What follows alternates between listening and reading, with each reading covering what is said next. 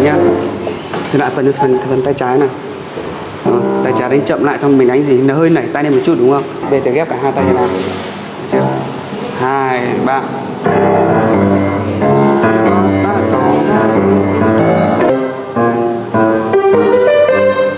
Con tên là Nguyễn Minh Đức. Con năm nay học trường IVS đã được 3 năm. Mỗi ngày con đều được học piano. Hiện tại Minh Đức đang tập luyện cho cuộc thi chung kết piano toàn miền Bắc diễn ra ngày 16 tháng 7 2026. Hy vọng Đức sẽ đạt được kết quả cao để tiến thẳng vào vòng chung kết piano toàn quốc vào tháng 8 sắp tới.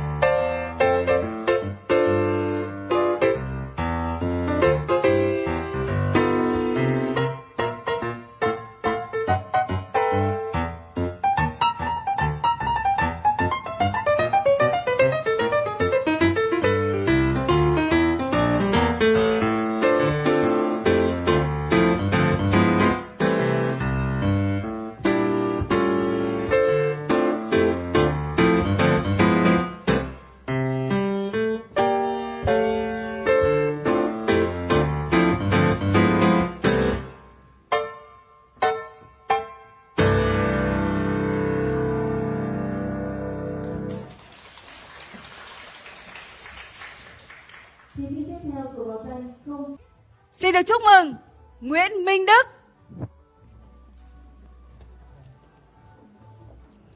Chúc mừng Đỗ Ngọc Vũ Hoàng. Và xin được chúc mừng Nguyễn Tấn Phát. Và đã đạt giải xuất sắc, đó chính là một giải bạc và đạt học bổng trị giá 16.600 đô la Mỹ. Xin chúc mừng tất cả các thí sinh.